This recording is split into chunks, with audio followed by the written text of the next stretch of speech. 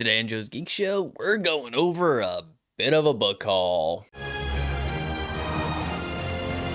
What's going on and welcome to Joe's Geek Show, the video series where we talk comics. And before we get started, if you're new and like to support the channel, you can do so by hitting that like button, clicking that subscribe button, and sharing. And with that, let's go through this stack right here. So to start, the story of how these books came into my possession in the first place was my friend and fellow comic book YouTuber over at the Geek Easy told me that he was looking to collect the Batman No Man's Land stories in omnibus format, and knowing that he had almost all of the trades, of course prompted my question of, what are you gonna do with the trades? To which he said he was probably gonna take them down to Tidal Wave, which is sort of like the Alaska version of half-price books. Or that he was just gonna sell them on eBay, which then prompted my second question of, would you want to trade for them? Because see, I didn't have No Man's Land trade. I did not have a single iteration of that story, in floppy or otherwise. So he agreed to my proposal.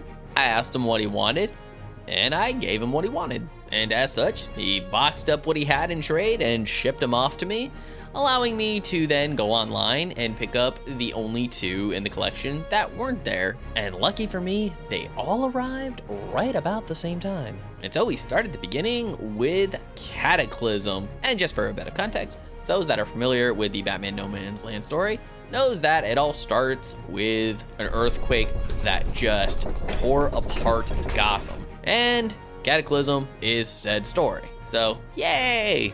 And now I can read the whole thing. This, of course, leads into Batman Road to No Man's Land. So effectively, Gotham had been caught up in an earthquake, and naturally, all of Gotham's criminals decide this is a good opportunity to wreak further havoc on the city, which means Batman's gotta get out there and save the day or night or whatever hour he's awake during these stories. And collectively, this part of the story is known as Aftershocks. But you can't just do a Road to No Man's Land book on its own. Nope, it's of course gotta have a part 2.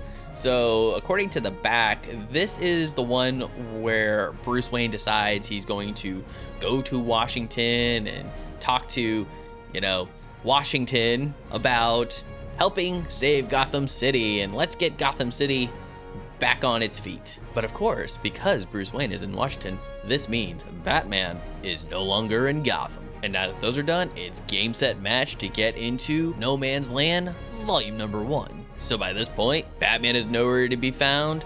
The city is cut off from pretty much the rest of civilization. Gotham's villains are running rampant. Who can save the day? Which brings us to Batman No Man's Land Volume 2. So yeah, according to the back, by this point, Batman has returned, and he is starting to try to clean up the mess that is Gotham City, which means he's got to start taking down his villains. Which then brings us to Batman No Man's Land Volume 3, as the war not only rages on, but the grips of villainy are just tightening, and Batman and his team are growing ever so desperate in order to save the day. And also apparently the Joker is setting up bombs all over Gotham. Whatever will Batman do next? And of course, the conclusion of Batman No Man's Land Volume number 4. Will Gotham be restored to its former glory, or will the villains of Gotham win in the end? I mean, we know Batman's obviously going to win, but it's the journey that matters. And I am here for that journey. And there we have it, a full collection of